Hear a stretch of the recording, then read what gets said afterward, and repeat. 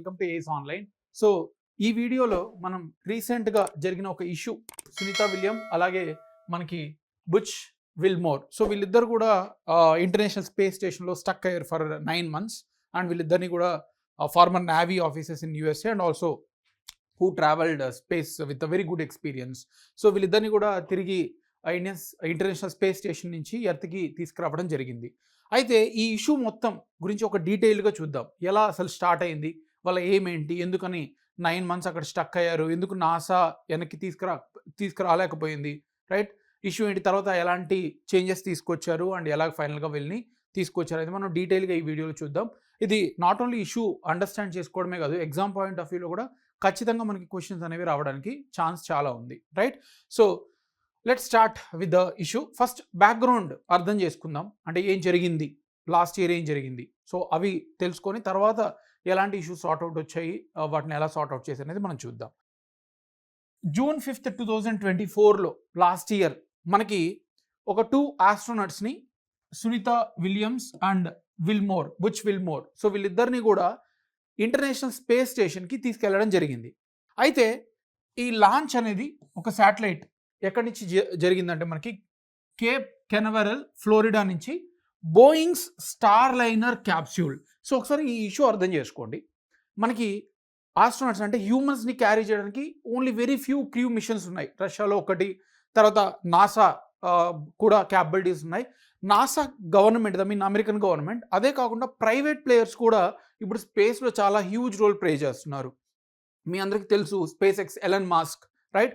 So it is one of the most popular private agency which launch space missions, right? అయితే మనకి ఎలా అయితే ఈ స్పేస్ ఎక్స్కి హ్యూమన్స్ని లాంచ్ చేయడానికి క్యాపబిలిటీస్ ఉన్నాయో, only private agency which have capability to put humans into the space, దానికి కాంపిటీషన్గా one more private organisation, that is Boeing.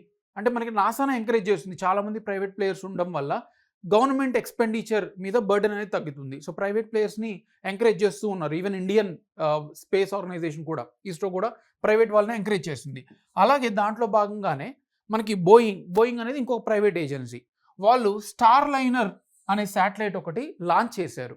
దేనికోసం, అసలు దాని ఎయిమ్ ఏంటంటే హ్యూమన్స్ని ఎర్త్ నుంచి స్పేస్ స్టేషన్లో స్పేస్కి తీసుకెళ్ళడానికి వాళ్ళకి క్యాపబిలిటీస్ ఉన్నాయా, అలాగే ఉన్నాయి అని ప్రూవ్ చేసుకోవడానికి వీళ్ళు ఒక శాటిలైట్ అనేది లాంచ్ చేశారు, స్టార్ లైనర్. ఇది ఎప్పుడో 2017లో ప్లాన్ చేశారు. అయితే బికాస్ ఆఫ్ వేరియస్ రీజన్స్ అది డిలే అవుతూ వచ్చింది. ఫైనలీ 2024 June 5th లాంచ్ చేశారు with these 2 astronauts, right? So ఇక్కడ ఇది మనకి మెయిన్ ఎయిమ్ ఏంటంటే వీక్ లాంగ్ టెస్ట్ ఫ్లైట్, అంటే లాంచ్ చేసిన రోజు నుంచి మనకి 1 weekలో ఈ మిషన్ అంతా కంప్లీట్ అయిపోయి వెనక్కి వచ్చేసింది అనేది ఒక ప్లాన్, ఈ Boeing star liner plan, right?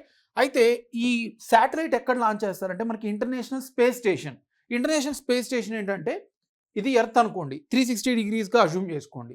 ఇక్కడ నుంచి మన సర్ఫేస్ నుంచి పైన 400 kilometers వరకు, అంటే 3Dగా విజువలైజ్ చేసుకుంటే 400 kilometers above the earth surface మనకి లోయర్ ఎర్త్ ఆర్బిట్ ఉంటుంది.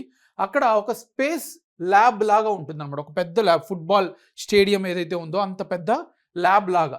సో ఇది మనకి ఎర్త్ చుట్టూ కంటిన్యూస్గా తిరుగుతూనే ఉంటుంది అనమాట. 90 minutesలో ఒక కంప్లీట్ ఎర్త్ని ఇది రివల్యూషన్ కంప్లీట్ చేయగలదు. అంటే అర్థం చేసుకోండి, 24 hours ఎన్ని టైమ్స్ ఇది రివాల్వ్ చేయగలదు. సో విత్ ఇన్ 90 minutesలోనే ఒక కంప్లీట్ రివల్యూషన్ అనేది కంప్లీట్ అయిపోతుంది. దీన్నే మనం ఇంటర్నేషనల్ స్పేస్ స్టేషన్ ISS, ఇక్కడ రష్యా, ఇది లాంచ్ చేసింది వచ్చేసరికి Russia, USA, Japan and some more European agency, వీళ్ళు కెనడా, సో వీళ్ళు కలిసి ఇంటర్నేషనల్ స్పేస్ స్టేషన్ అనేది తయారు చేశాడు. లోపలే ఫుడ్ ఉంటుంది, యూరిన్ ఏదైతే ఉందో దాన్నే మళ్ళీ ప్యూరిఫై చేసి వాటర్గా కన్వర్ట్ చేసే టెక్నాలజీ ఉంది. సో ఇవన్నీ కూడా ఎర్త్ మనకి రీసెర్చ్ ప్రమోట్ చేయడానికి ఇంటర్నేషనల్ స్పేస్ స్టేషన్ అనేది లాంచ్ చేశారు. సో ఇక్కడ డాక్ అంటే ఏంటంటే మనం పంపించిన శాటిలైట్ని దీనికి కనెక్ట్ చేయడానికి ఎగ్జాక్ట్ ఆర్బిట్లో దానికి కనెక్షన్గా, రైట్? సో ఈ ఇంటర్నేషనల్ స్పేస్ స్టేషన్ కనెక్ట్ అయ్యేలాగా ఈ మిషన్ అనేది స్టార్ లైనర్ ప్రాజెక్ట్ అనేది మనకి లాంచ్ చేశారు. సో దీని ఏంటంటే 1 weekలో కంప్లీట్ చేసేసి రీసెర్చ్ మళ్ళీ తిరిగి వెనక్కి వచ్చేయాలని, రైట్? సో అయితే ఇది మనకి సక్సెస్ఫుల్ అవ్వలేదు. అంటే బేసికలీ డాక్ చేశారు, we cannot say it is a failure, but complete అనుకున్న టార్గెట్ అనేది వాళ్ళు అచీవ్ చేయలేకపోయారు. 7 days వెంటనే మనకి ఎప్పుడైతే ఈ శాటిలైట్ వెళ్ళి ఆ ఇంటర్నేషనల్ స్పేస్ స్టేషన్ దగ్గర డాక్ అయిందో వెంటనే కొన్ని ప్రాబ్లమ్స్ అనేవి మనకి తయారయ్యాయి. సో ఈ స్టార్ లైనర్ గురించి కూడా మనం స్పెసిఫిక్గా చూసేసాం, ఇప్పుడే డిస్కస్ చేసాం, రైట్? ఇంటర్నేషనల్ స్పేస్ స్టేషన్లో డాక్ చేసి క్రూ మిషన్ని మనం పంపించగలమా లేదా అని. దీన్ని సపోర్ట్ చేసేది వచ్చేసరికి మనకి నాసా, బోయింగ్ వాళ్ళది స్టార్ లైనర్, కానీ నాసా కూడా సపోర్ట్ చేస్తుంది. ఎందుకు? ప్రైవేట్ ఏజెన్సీస్ని ప్రమోట్ చేయడానికి స్పేస్లో, రైట్? సో ఇది 2017లో ప్లాన్ చేశారు, కానీ 2024లో లాంచ్ చేశారు, right? So coming back, so ఇక్కడ మన ఎయిమ్ ఇవన్నీ చూసాం. అయితే లాంచ్ చేసిన కొన్ని మినిట్స్కి అది వెళ్ళి అక్కడ కూర్చునింది, డాక్ అయింది, that's fine. But immediately after docking అంటే బేసికలీ ఎగ్జాక్ట్ పొజిషన్లో మనం పెట్టడం అనమాట. సో అది అయిపోయాక with in short span of టైంలోనే దానికి థ్రస్టర్స్ ఉంటాయి. థ్రస్టర్స్ అంటే ఒక ప్రెషర్ డెవలప్ చేసి ఎగ్జాక్ట్గా ఏ లొకేషన్లో ఉండాలి, ఒక షిఫ్ట్ చేయాలంటే మనం ఇంకా ప్రెషర్ ఇచ్చి దాన్ని శాటిలైట్ని మూవ్ చేసి వేరే పొజిషన్లో పెట్టడానికి, వీటిలన్నిటికీ కూడా మనకి థ్రస్టర్స్ హెల్ప్ అవుతాయి అన్నమాట. పొజిషన్, ఆ శాటిలైట్ పొజిషన్ ఎక్కడ ఉండాలి అనేది ఈ ప్రెషర్ థ్రస్టర్స్ ద్వారానే మనం డిసైడ్ చేస్తాం. అయితే ఆ థ్రస్టర్స్ అనేవి మాల్ ఫంక్షన్, సరిగా పనిచేయలేదు. వన్స్ డాక్ అయిపోయాక సరిగా పనిచేయలేదు అనమాట. అంటే మనం డిఫరెంట్ చేంజ్ చేసుకోవడానికి, ఆ లొకేషన్ కానీ ఆర్బిట్లో ఏదైనా మైనర్ చేంజెస్ చేసుకోవడానికి వాటిలన్నిటికీ పనికిరాదు. అలాగే 1 వీక్ తర్వాత మళ్ళీ తిరిగి వెనక్కి రావాలి, దానికి కూడా థ్రస్టర్సే యూజ్ చేయాలి. సో అందుకని థ్రస్టర్స్ అనేవి మనకి మాల్ ఫంక్షన్ అయ్యాయి, ఫైన్. అలాగే హీలియం, మనకి ఏదైతే ఫ్యూయల్ ఉంటుందో శాటిలైట్ మనం రన్ అవ్వడానికి చాలా హీలియం గ్యాస్ ఇవన్నీ కూడా యూజ్ చేస్తుంటాం, హైడ్రోజన్, హీలియం. సో ఇక్కడ హీలియం అనేది లీక్ అవ్వడం స్టార్ట్ అయిందనమాట. సో ఇది కూడా ఇంకొక మాల్ ఫంక్షన్. ఈ 2 ఇష్యూస్ వల్ల ఫైనలీ నాసా ఏం చెప్పిందంటే ఆగస్ట్ 24, 2024 అంటే అప్రాక్సిమేట్లీ 2 months తర్వాత, జూన్ అంటే ఆగస్ట్ 2 months తర్వాత మనకి నాసా టెస్ట్ చేసి ఏం చెప్పిందంటే వీళ్ళని వెనక్కి తీసుకురావడానికి ఈ స్టార్ లైనర్ ఏదైతే శాటిలైట్ లాంచ్ చేశారో అది ఇంకా మనకి పనికి రాదు, దానివల్ల మనకి ఇష్యూ అవుతుంది అనమాట, రైట్? సో స్టార్ లైనర్ అంటే ఇదొక శాటిలైట్. సో ఇది మనం అక్కడున్న 2 ఆస్ట్రోనట్స్ని మళ్ళీ వెనక్కి తీసుకురావడానికి ఇది హెల్ప్ అవ్వదు, ఖచ్చితంగా ఏదైనా ఫెయిల్యూర్ అయ్యి ప్రాణానికి ప్రమాణం ఉంటుంది అని మనకి ఇది నాసా ధృవీకరించింది, ఫైన్. సో దాని తర్వాత మనకి ఏం చేశారంటే ఇప్పుడల్లా రాదు, 1 week కల్లా రాదు, ఆల్రెడీ మనం వేరే శాటిలైట్ వేరే ప్లానింగ్ అంతా ఉంది. సో మనం ఏం చేయాలంటే ఇప్పుడు స్పేస్ ఎక్స్, ఎలన్ మాస్క్ వాళ్ళ కంపెనీ ఏదైతే ఉందో వాళ్ళ శాటిలైట్ ద్వారా వీళ్ళని వెనక్కి తీసుకురావచ్చు, కానీ ఇమ్మీడియట్గా కుదరదు. ఎందుకంటే ఆల్రెడీ వేరియస్ మిషన్స్ టార్గెట్స్ ఉన్నాయి, ఆల్రెడీ స్పేస్ ఎక్స్ మనకి పైకి వెళ్ళి కూర్చొని ఉంది, రైట్? ఆల్రెడీ ఇంటర్నేషనల్ స్పేస్ స్టేషన్లో ఉంది క్రూ 9 మిషన్ ద్వారా, రైట్? సో అందుకని ఏం చెప్పిందంటే 2025 ఎర్లీ మనకి టైంలో మేము వీళ్ళని స్పేస్ ఎక్స్ శాటిలైట్ ద్వారా వెనక్కి తీసుకొస్తామని చెప్పింది. అయితే అది కూడా డిలే అయ్యి ఫైనలీ మార్చ్ వరకు మనకి ప్రొలాంగ్ అయిందనమాట, రైట్? సో ఇది మనకి జరిగిన ఇష్యూ, ఫైన్. నౌ ఎలా వీళ్ళని వెనక్కి తీసుకొచ్చారు? ఇప్పుడు ఏం చూసాం మనం, డిలే ఎందుకు అయింది, దాని ఇష్యూస్ ఏమున్నాయి, తర్వాత నాసా ఏం పెట్టుకుంది, ఎప్పుడు వెనక్కి తీసుకొస్తారు, ఎవరు హెల్ప్ తీసుకుంటుంది, సో ఇవన్నీ చూసాం. అయితే వీళ్ళని ఎలా వెనక్కి తీసుకొచ్చారు? యాజ్ వీ హ్యావ్ డిస్కస్డ్, మనకి స్పేస్ ఎక్స్ అనేది company, it's a company, space company. వీళ్ళ క్రూ డ్రాగన్ క్యాప్సూల్ అంటే ఇంకొక శాటిలైట్, ఇది ఇంకొక టైప్ ఆఫ్ శాటిలైట్. ఇది కూడా క్రూ అంటే బేసికలీ హ్యూమన్స్ తీసుకెళ్లే శాటిలైట్. ఇది ఆల్రెడీ ఇంటర్నేషనల్ స్పేస్ స్టేషన్లో డాక్ అయి ఉంది అండర్ క్రూ 9 మిషన్. అంటే క్రూని పంపించి మళ్ళీ వెనక్కి తీసుకురావడానికి, టెస్ట్ చేయడానికి ఆల్రెడీ ఈ క్రూ 9 మిషన్ ద్వారా క్రూ డ్రాగన్ క్యాప్సూల్ అనేది ఆల్రెడీ ఇంటర్నేషనల్ స్పేస్ స్టేషన్లో పెట్టున్నాం. అయితే 2 వేరే డిఫరెంట్ పొజిషన్లో ఉండొచ్చు. ఇప్పుడు ఏం చేయాలి మనం, ఈ ఇంటర్నేషనల్ స్పేస్ స్టేషన్ అలాగే బోయింగ్ స్టార్ ఏదైతే ఉందో దానికి దగ్గరగా పంపించి వీళ్ళని షిఫ్ట్ చేసి ఈ క్యాప్సూల్లోకి తీసుకొచ్చి వెనక్కి తీసుకురావాలి. ఇది ఎయిమ్ పెట్టుకునింది అనమాట.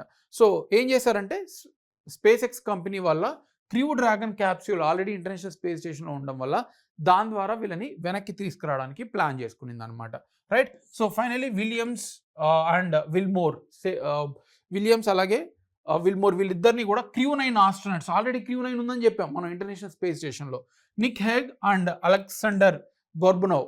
సో వీళ్ళిద్దరు ఆల్రెడీ దాంట్లో ఉన్నారు. వీళ్ళిద్దరిని కూడా, విలియమ్స్ని అలాగే విల్మోర్ని ఈ క్రూ క్యాప్సూల్ మోడ్యూల్కి షిఫ్ట్ చేసి వాళ్ళని వెనక్కి తీసుకురావడం జరిగింది. సో ఇది వెళ్ళి ఎగ్జాక్ట్గా పొజిషన్లో డాక్ అయింది, వీళ్ళు ట్రాన్స్ఫర్ అయ్యారు, ఆ శాటిలైట్ని స్టార్ లైనర్ నుంచి క్రూ డ్రాగన్ క్యాప్సూల్కి ట్రాన్స్ఫర్ అయ్యారు. అక్కడి నుంచి March 18, 2025 అంటే just a day before, right? So ఇది ఫైనల్గా ప్లాన్ చేశారు, వీళ్ళు షిఫ్ట్ చేశారు కాబట్టి మళ్ళీ క్రూ 9 మాడ్యూల్ అనేది వెనక్కి ఎర్త్కి రావడం ప్లాన్ చేశారు, రైట్? ఫైనల్లీ ఏమైందంటే వీళ్ళని షిఫ్ట్ చేశాక ఈ స్పేస్ క్రాఫ్ట్ అన్నిటిని చెక్ చేసుకునింది, ప్రెషర్, థ్రస్ట్, ప్లానింగ్ ఎవ్రీథింగ్ అయ్యాక వెనక్కి తిరిగి వచ్చి ఫైనల్గా నాసా అండ్ స్పేస్ ఎక్స్ కలిసి ఈ స్పేస్ క్రాఫ్ట్ని కిందకి తీసుకొచ్చారనమాట. ఇక్కడ ఈ స్పేస్ క్రాఫ్ట్ కూడా డైరెక్ట్గా మనకి ల్యాండ్ మీద అవ్వదు, సముద్రంలోకి వస్తుంది. అక్కడ 2 పెద్ద డ్రోగ్ పారాచూట్స్ ఏవైతే ఉన్నాయో వాటిని తీసుకొచ్చి స్టెబిలైజ్ చేశారు, రైట్. ఈ 2 పారాసైట్స్ మనకి పారాచూట్స్ ఏవైతే ఉన్నాయో వీటిని ఎగ్జాక్ట్గా తీసుకొచ్చి దాన్ని స్టెబిలైజ్ చేశారు. పైనుంచి వచ్చే క్యాప్సూల్ మోడ్యూల్ ఏదైతే ఉందో దాన్ని స్టెబిలైజ్ తెచ్చారు. తర్వాత 4 లార్జ్ పారాచూట్స్తో ఇంకా వాళ్ళని కూడా ట్రాన్స్ఫర్ చేసి మనకి వెనక్కి తీసుకురావడం అనేది జరిగిందనమాట. సో ఫైనలీ వీళ్ళందరి కూడా ఈ అట్లాంటిక్ ఓషన్ ఫ్లోరిడా దగ్గరే అట్లాంటిక్ ఓషన్లో వీళ్ళని ఆ పారాచూట్స్ యూజ్ చేసి ఈ డ్రాగన్ క్యాప్సూల్స్ ఏవైతే ఉన్నాయో ఆ పారాచూట్స్ ద్వారా స్టెబిలైజ్ చేపించి అక్కడి నుంచి వాళ్ళని షిఫ్ట్ చేసి ఫైనలీ మనకి 17 అవర్స్ తర్వాత వాళ్ళని కిందకి తీసుకురావడం జరిగిందనమాట. సో వాళ్ళిద్దరిని కూడా ఫుల్ రీహాబిలిటేషన్, ఎవరైతే 9 months అక్కడ ఉన్నారో చాలా health issues, different health changes అనేవి జరుగుంటాయి కాబట్టి వీళ్ళని NASA Johnson space centre Houston city దగ్గర వీళ్ళని రీహాబిలిటేషన్ చేసి ఫైనలీ మళ్ళీ కూడా వీళ్ళని స్పేస్ మిషన్స్కి యూజ్ చేసుకోవచ్చు. So this is all what happened with the Williams and Wilmore issue, right. So this is about video. Thank you.